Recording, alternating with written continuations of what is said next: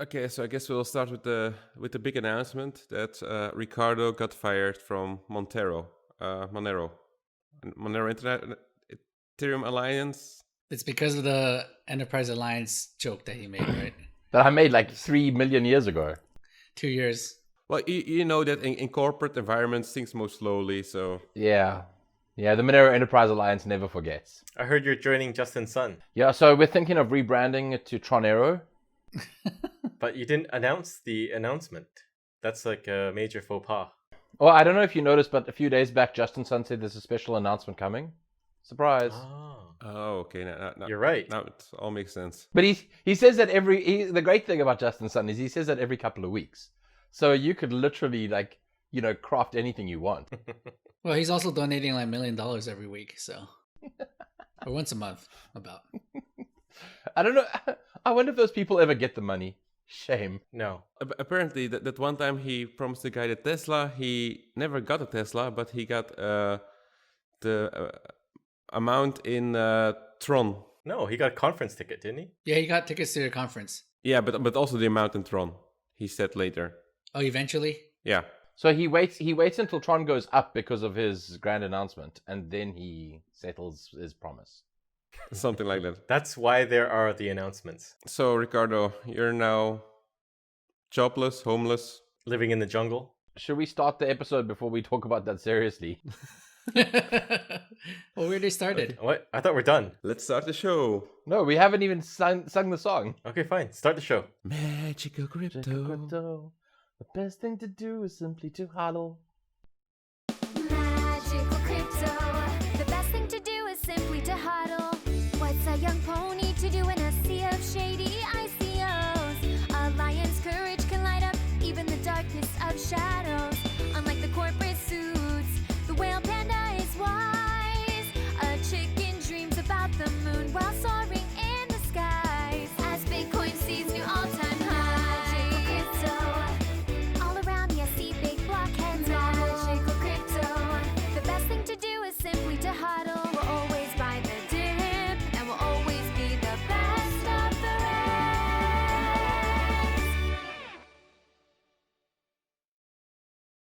So we're still here with me, Whale Panda. Charlie Lee is back in his old place, in his bunker underground. Samson is in his office. And Riccardo is somewhere in the middle of nowhere.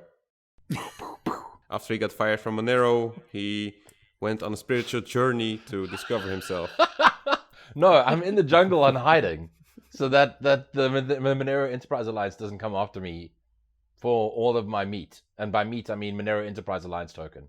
Well, the advantage is that you cannot have a boat accident there. There's a gigantic river behind me. Just saying. Okay, anyway, so now a word from our sponsor, Bitstamp. I use Bitstamp actually all the time.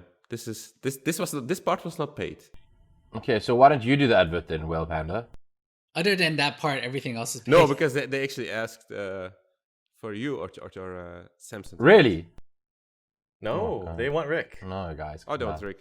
This no. is the real reason Rick left Monero. To focus Spending on doing ads. his new career as a voice actor. Totally unprepared, guys. I was prepared for the Crypto Steel one. Now I'm unprepared. But we're doing all three of them in this recording session. I know. Okay, all right. You're with MCF Raw, and you better smell what the Bitstamp is cooking. Bitstamp is the world's longest running Bitcoin exchange and Europe's largest by trade volume. They've been providing the liquidity that's kept Bitcoin going since 2011 and now offer trading of the 5 biggest cryptocurrencies by market cap. Over 4 million traders choose Bitstamp because of their reliable service, proven track record, and commitment to support the growth of the crypto industry.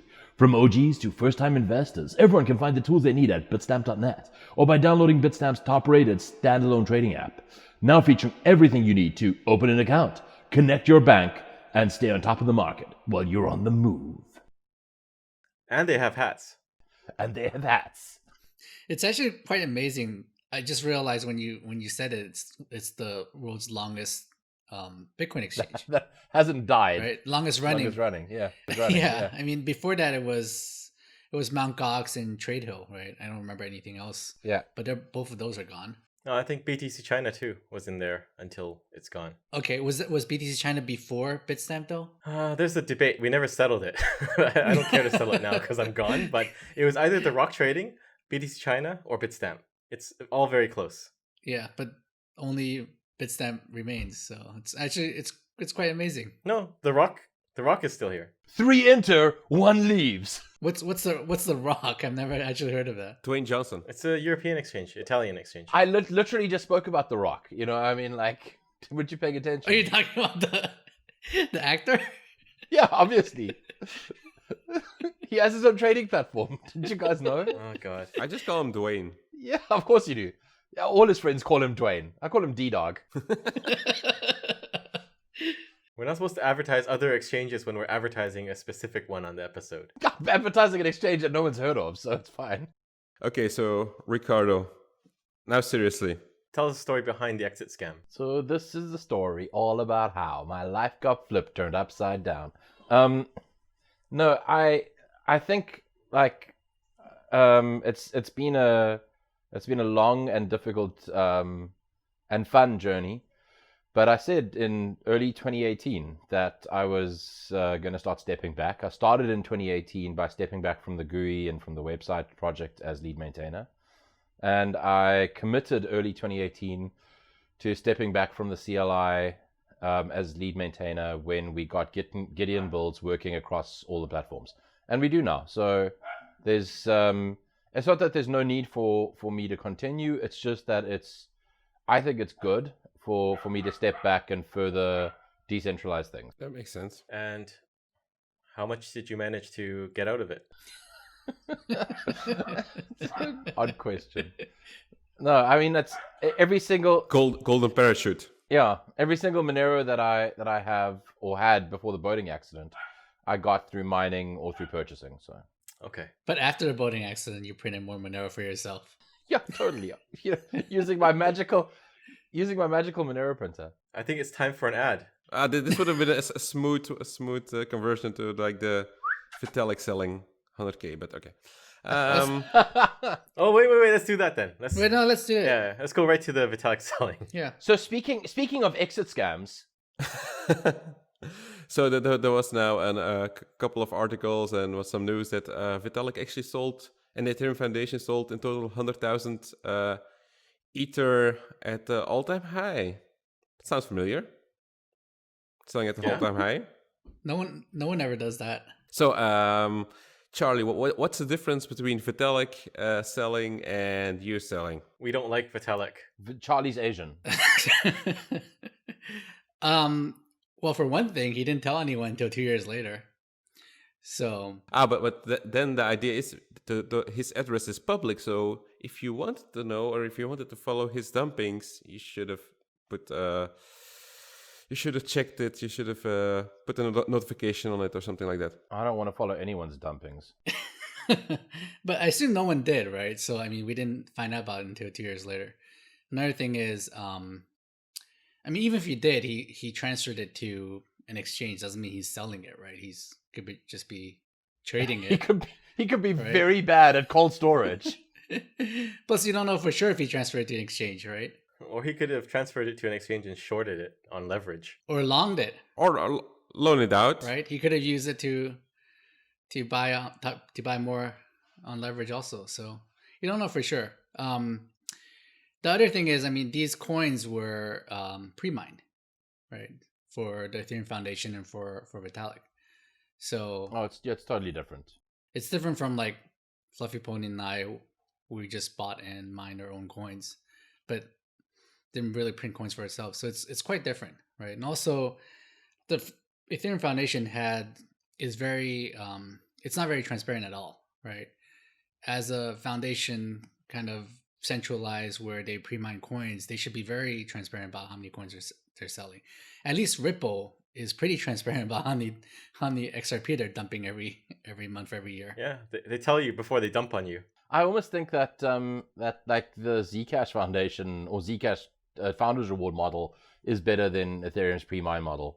I mean, you know, everything's suboptimal, but certainly like the Zcash crowd have at least tried to make some effort at transparency to their detriment in some instances. That's true. Yeah, it's actually quite amazing how not transparent Ethereum Foundation is.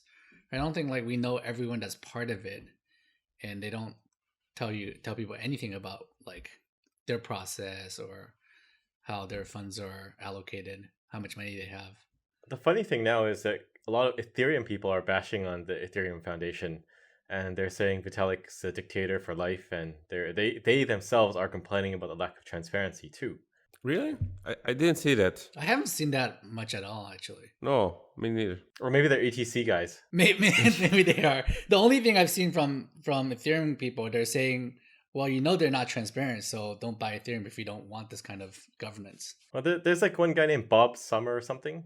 Is he Bob Summerwell. No, but he switched to Ethereum Classic. Okay. So that makes sense that he's saying that. That they're not wrong though. I mean, like I think with a lot of these things, if you don't like it, don't buy it. But the problem is, we say that, but an ordinary person like whatever, a hairdresser who hears about that new Ethereum thing and it's going to be the new Bitcoin, what do they really know about like governance and transparency and all that? They're just buying things based on hype and based on what like their 12-year-old niece or nephew told them. So I think that's a deeply problematic environment to go. If you don't like it, don't buy it. I mean, maybe the default should be don't buy it at all unless you understand it, but then no one would buy it. That's not in human nature. Yeah. Greed. People want to buy stuff. That's true for everything, right? Crypto, stocks, and everything. So Yeah, that would have been the same for Etheranos, right? Mm-hmm. Oh, see what I did there. Nice segue. Etheranos. So Speaking of massive failures, let's talk about how not to be a massive failure when storing your coins. So let's talk about Etheranos. Okay, what's the story there? Well, that's a kind of a running joke. I don't remember who started it. It was actually a long time ago, and now it's popped up again. Well, people were comparing Ethereum with Theranos and how it's very eerily similar. You have this like charismatic, I don't know if that's the right word for Vitalik, but you have this person that's in the media representing the company, making a lot of promises, and Young genius. a young genius. Genius thing, yes, yeah. young genius. And then you have the company massively failing to deliver anything and raising a lot of money. So the idea was that Silicon Valley is like a blind spot for young geniuses. Mm-hmm. Oh, what? A blind spot, did you say? They have a blind spot for it. Yeah, they'll throw money at someone because they're like kids. Oh, okay. And I think this is the reason why Charlie and I were never able to make Monero or Litecoin as successful as Ethereum. It's because we're too old. Because we're too old. Yeah, we're geniuses. Don't get me wrong. We're geniuses, yeah. Old geniuses. But we're too old. Yeah, Makes sense. that was our issue. Yeah. At least we know. And another good thing about Ethereum drama was that they started comparing Ethereum to Blockstream itself. So That's pretty awesome. comparing a protocol to a company and then saying like Ethereum has delivered way more than Blockstream and has provided more value to its investors than Blockstream. Which is honestly that's very stupid. I mean, like, what does that even mean? Well, what they're comparing is how much was raised at different points in time and what was delivered. And for some reason, they think that the Ethereum people delivered a lot of stuff. And I mean, yes, there's a lot of junk out there, but what is actually usable? And But also isn't it that, I mean, like, a lot of Ethereum's value is derived from the hype around projects built on top of Ethereum. I mean, when was the last time you heard hype around like Ethereum delivering something like a new multi-sig scheme that doesn't lock everyone's coins up forever? Or, delivering some novel privacy thing or something. They're not doing anything novel on Ethereum itself, except Bacon Chain and POS, both of which are terrible. And so the lack of novelty on Ethereum itself means that the value has to be accrued based on things built on top of it. Now, what's being built on top of Blockstream? I mean, it's a company. Blockstream's building the stuff. So it's totally different. Well, apparently what's being built on Blockstream is BTSE Token, right? Yeah.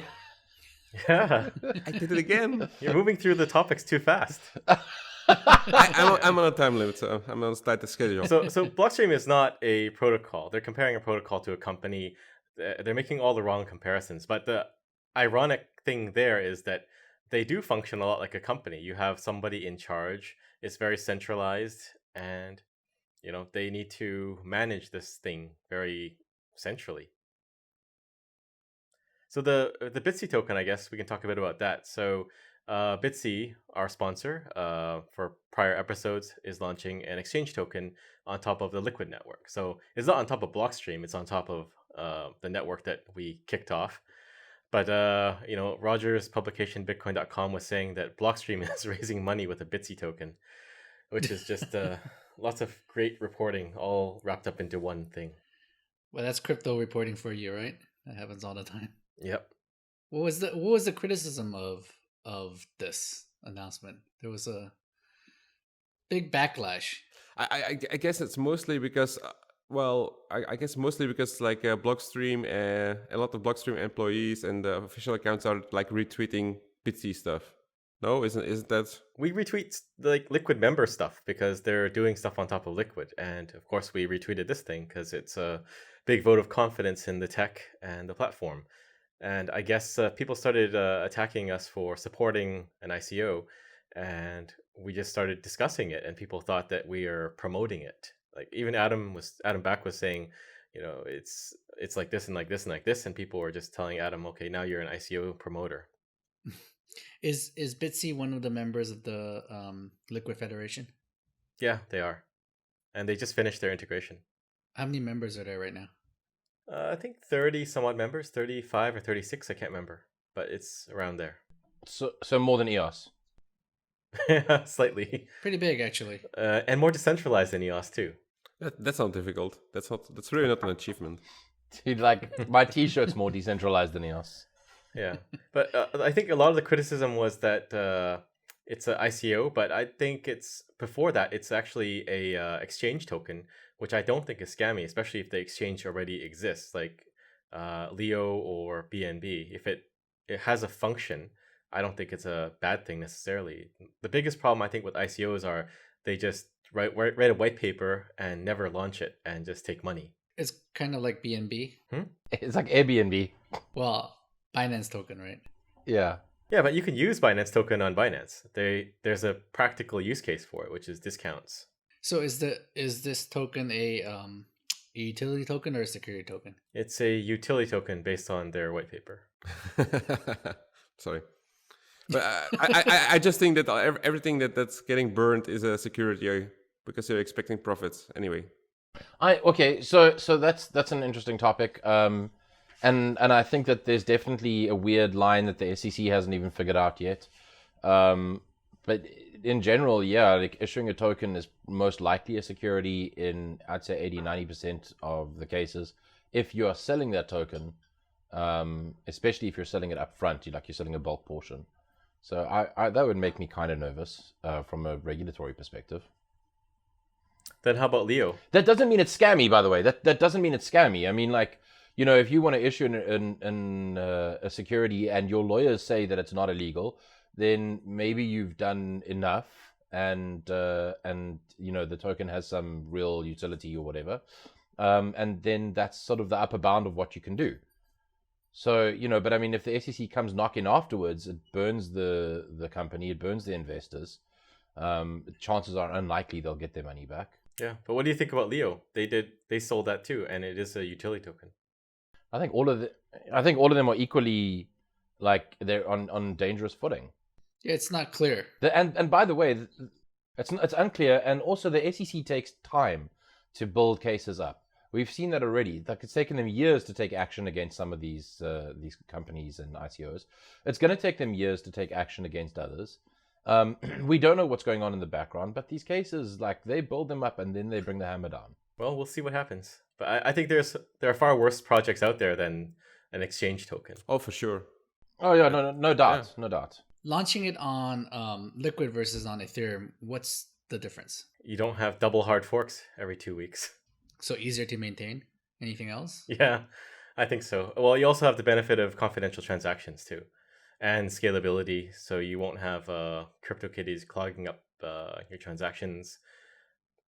Yeah, it's faster, smoother. It's more scalable because it's federated, right? Yeah. So there's one more topic in this episode, and that's hacks. Richard Hart's latest scam, which is such an obvious scam that it was even a surprise to most of us that Bitcoin.com, the exchange, supported it and added it to their exchange. So, Well, let me ask you: are you really surprised? Are you really? yes. Really? I'm actually quite surprised that they would do something. They would shoot themselves in the foot. I'm not surprised at all. That is no, it's really surprising to me. I am because everyone immediately said like, this is an obvious Ponzi. This is a scam.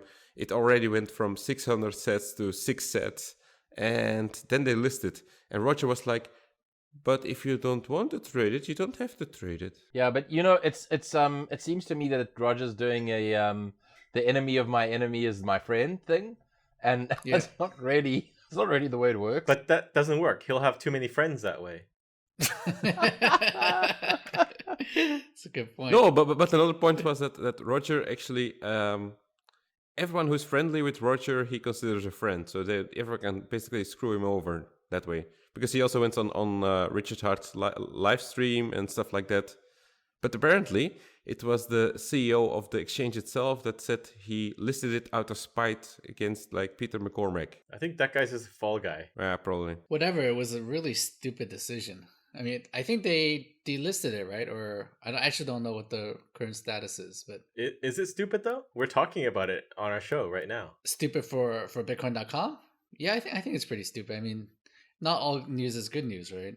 It's if they didn't delist it right away, if they kept it and then like the thing like crashes and burns, then they're gonna get a lot of flack for it. So No, I think the worst part for them is losing support of the community. Like the community was very vocal against it as well. You mean the Bcash community? Yeah, like the 5 people that didn't work for Bitcoin.com. Yeah. yeah, like 90+% of the posts or the messages on our BTC were negative, right? Were saying this is a stupid move. Oh yeah, Roger got downvoted on like a bunch of stuff. I mean, that's like not a good look. Yeah, that's funny. not normal either. So, but I mean, I assume he heard the message loud and clear, and he's going to delist it. But who knows? Are you sure? I'm not sure, but I saw something like I think they posted a video on YouTube about them delisting it, but the video was private, and so people saw the message, the title of the video saying that Bitcoin.com is delisting it. I don't know what the latest is. Me neither. I don't care. I just thought it was really funny that you would list such a blatant scam. What's funnier is someone on RBTC said that it's Blockstream pulling the strings, causing Bitcoin.com to list hacks. As usual. No. We caused them to list hex Yeah, to ruin their reputation. exactly. Yeah. What's that cartoon with the dude like riding the bike and he takes a stick and sticks the bike in the front wheel? Yeah, that's basically it. Damn Blockstream, right? Yeah. Blockstream is responsible for everything wrong. Famine, Yep. world wars, everything. Yep. And on that note, on that very sad note, we'll end this episode. Should we play like a tiny little violin as the episode ends? Okay. What a depressing episode. Yeah. It was fun though. Okay. Etheranos. Bye. Stop recording. Bye.